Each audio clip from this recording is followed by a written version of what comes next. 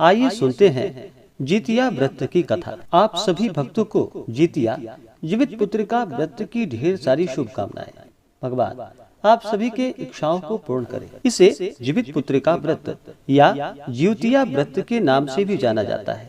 जीवित पुत्रिका का व्रत जो कि हर वर्ष आश्विन माह के कृष्ण पक्ष की अष्टमी तिथि के दिन जीवित पुत्रिका का व्रत किया जाता है। इस व्रत को स्त्रियां जो कि अपनी संतान की रक्षा के लिए, संतान की लंबी आयु के लिए, सुख समृद्धि की प्राप्ति के लिए इस व्रत को रखती हैं। जीवित पुत्रिका का व्रत जो कि बड़ा ही कठिन माना जाता है। यह व्रत जिस प्रकार से छठ के व्रत में 3 दिनों तक व्रत के नियम का पालन करना पड़ता है, उसी प्रकार से जीवित पुत्रिका के व्रत में भी 3 दिनों तक नियम का पालन करना पड़ता है। जीवित पुत्रिका के व्रत में सप्तमी तिथि के दिन नहाय खाए, अष्टमी तिथि के दिन व्रत और फिर नवमी तिथि के दिन इस व्रत का पारण किया जाता है। जीवित पुत्रिका के व्रत में इस दिन राजा जीवित वाहन का पूजन किया जाता है, जो कि कुशा का बना करके राजा जीवित वाहन का पूजन किया जाता है। गरुड़ देवता का पूजन किया जाता है और जो कि जीवित पुत्रिका के रूप में स्वयं साक्षात माता दुर्गा मानी जाती हैं, तो इनका पूजन किया जाता है। शिव सियारन के नाम से भोजन आदि रखा जाता है। इस व्रत को करने की सभी जगह अपनी अपनी परंपरा है।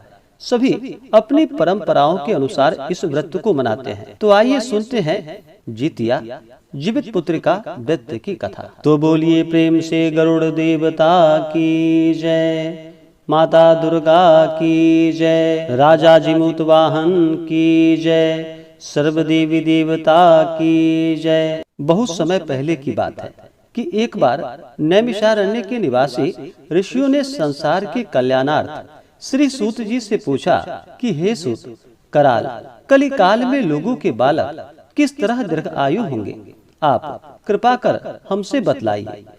तब सूत जी बोले कि जब द्वापर युग का अंत और कलयुग का आरंभ था, उसी समय बहुत सी शोकाकुल स्त्रियों ने आपस में सलाह की कि क्या इस काल में माता के जीवित रहते पुत्र मर जाएंगे। जब वे आपस में कुछ निर्णय नहीं कर सकी, तब गौतम जी के पास पूछने के लिए गए। जब उनके पास पहुँचे तो उस समय गौतम जी बड़े ही आनंद के साथ बैठे थे। उनके सामने जाकर सभी ने उनको प्रणाम किया। तदंतर स्त्रियों ने पूछा कि हे प्रभु, इस कलयुग में लोगों के पुत्र किस तरह जीवित रहेंगे, इसके लिए कोई व्रत या तप हो तो आप कृपा करके हमसे बतलाइए। इस तरह उनकी बात को सुनकर गौतम जी बोले कि आपसे मैं वही बात कहूँगा जो मैंने पहले से सुन रखा है। गौतम जी ने कहा कि जब महाभारत युद्ध का अंत हो गया और द्रोण पुत्र अश्वत्थामा के द्वारा अपने बेटों को मरा देखकर सब पांडव बड़े ही दुखी हुए, तो पुत्र शोक से व्याकुल होकर द्रौपदी अपनी सखियों के साथ ब्राह्मण श्रेष्ठ धौम्य के पास गई और उसने धौम्य से कहा कि हे विपेंद्र, कौन सा उपाय करने से बच्चे दीर्घायु हो सकते हैं, यह आप कृपा कर हमसे कहिए। धौम्य बोले कि सतयुग में सत्य वचन बोलने वाला, सत्याचरण करने वाला समदर्श जीमूत वाहन नामक एक राजा था। एक बार वह अपनी स्त्री के साथ अपने ससुराल को गया और वहीं पर रहने लगा। एक दिन आधी रात के समय पुत्र शोक से व्याकुल कोई स्त्री रोने लगी, क्योंकि वह अपने बेटे के दर्शन से निराश हो चुकी थी। उसका पुत्र मर चुका था। वह रोती हुई कहती थी कि हाय, मुझ बूढ़ी माता के सामने मेरा बेटा मरा जा रहा है। उसका रुदन सुनकर राजा जीमूत वाहन का तो मानो हृदय विदीर्ण सा हो गया। वह तत्काल उस स्त्री के पास गया और उससे पूछा कि तुम्हारा बेटा कैसे मरा है। बूढ़ी ने कहा कि गरुड़ प्रतिदिन आकर गांव के लड़कों को खा जाता है। इस पर उस दयालु राजा ने कहा कि माता, अब तुम रो मत, आनंद से बैठो, मैं तुम्हारे बच्चे को बचाने का यत्न करता हूँ।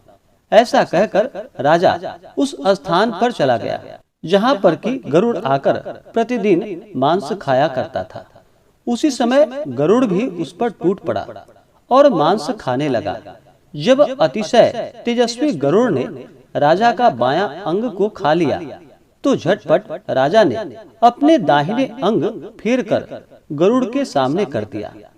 यह देखकर गरुड़ जी ने कहा कि तुम कोई देवता हो, कौन हो? तुम मनुष्य तो नहीं जान पड़ते। अच्छा, अपना जन्म और कुल बताओ। पीड़ा से व्याकुल मन वाले राजा ने कहा कि हे पक्षीराज, इस तरह के प्रश्न करना व्यर्थ है। तुम अपनी इच्छा भर मेरा मांस खाओ। यह सुनकर गरुड़ रुक गए और बड़े आदर से राजा के जन्म और कुल की बात को पूछने लगे। राजा ने कहा कि मेरी माता का नाम शैव्या है और मेरे पिता का नाम शालिवाहन है। सूर्य वंश में मेरा जन्म हुआ है और जिमूतवाहन मेरा नाम है। राजा की दयालुता को देखकर गरुड़ ने कहा कि हे महाभाग, तुम्हारे मन में जो भी अभिलाषा हो वह मुझसे वर मांग लो। इस पर राजा जिमूतवाहन ने कहा कि हे गरुड़ देव, यदि आप मुझे वर दे रहे हैं तो यह वर दीजिए कि आपने अब तक जिन प्राणियों को खाया है वे सब जीवित हो जाएं। हे स्वामी, अब से आप यहाँ पर बालकों को ना खाएं और कोई ऐसा उपाय करे कि जहाँ जो उत्पन्न हो वे लोग बहुत दिनों तक जीवित रहें।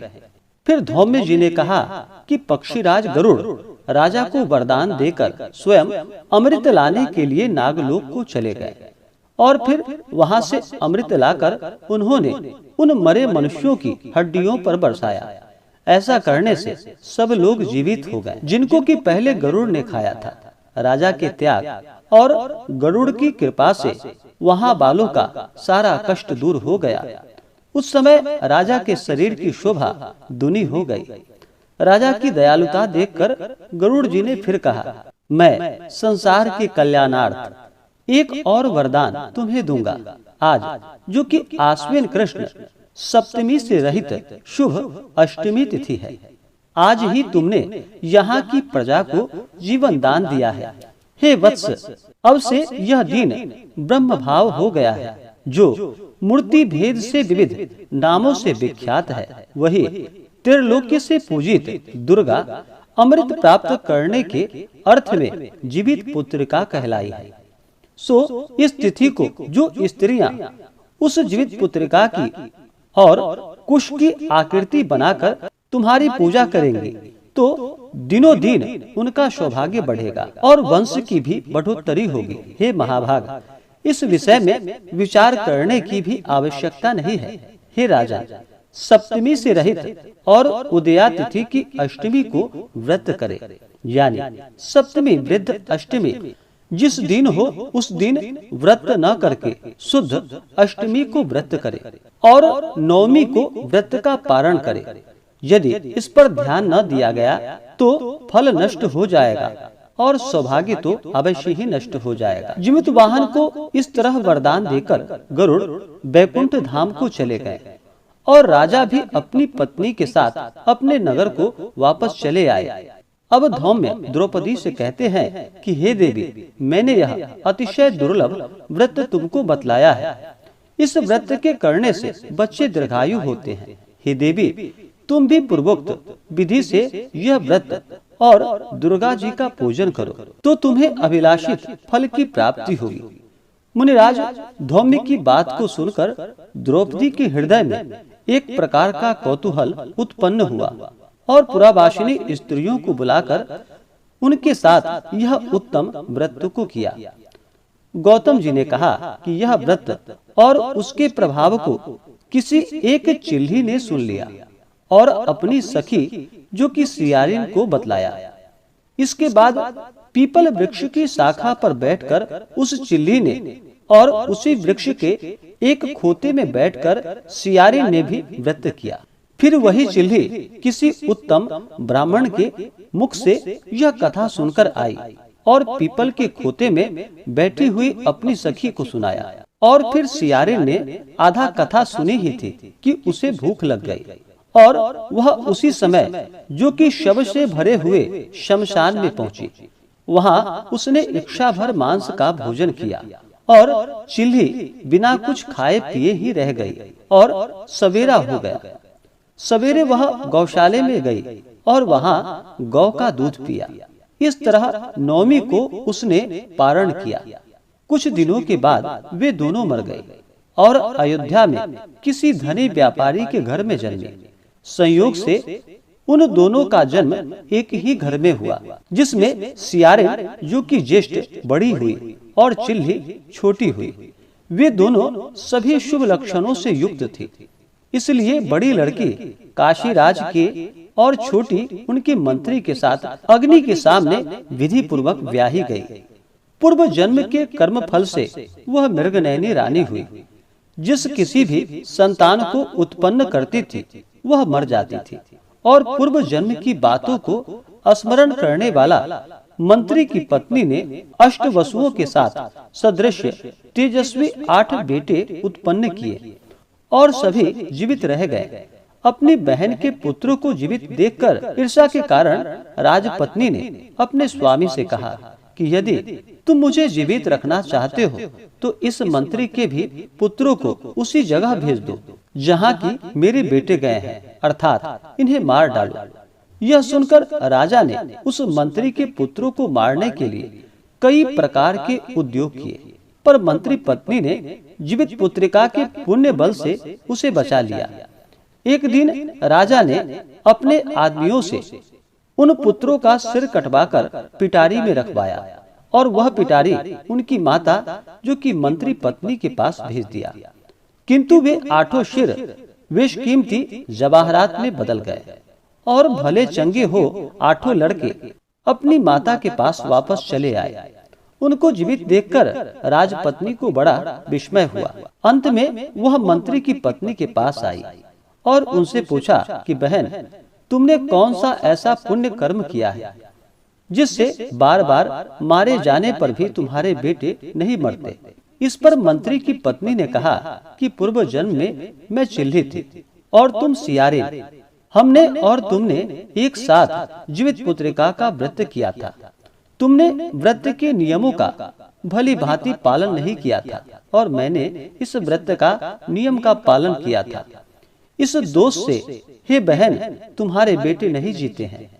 अब तुम ओ राजरानी, अब तुम भी इस जीवित पुत्रिका व्रत को करो तो तुम्हारे बेटे दीर्घ आयु होंगे। मैं तुमसे जो कि यह सच सच कह रही हूँ। और फिर उसके कथानुसार रानी ने व्रत किया। तभी से उसके कई बेटे सुंदर और दीर्घ आयु होकर बड़े बड़े राजा हुए। सूत जी कहते हैं कि सब प्रकार का आनंद देने वाला मैंने यह दिव्य व्रत बतलाया है। स्त्रियां अगर चिरंजीवी संतान चाहती हो तो वे विधि पूर्वक यह व्रत करे तो उन्हें पुण्य फलों की प्राप्ति होगी। तो बोलिए प्रेम से गरुड़ देवता की जय, माता दुर्गा की जय, राजा जिमत वाहन की जय। ऐसे ही ज्ञानवर्धक जानकारियाँ प्राप्त करने के लिए हमारे इस चैनल पे अगर आप नए हैं तो चैनल को लाल बटन दबा करके सब्सक्राइब करें, साथ में बेल आइकन घंटी को दबाएं ताकि मेरे वीडियो का नोटिफिकेशन आपको समय समय से मिलता रहे।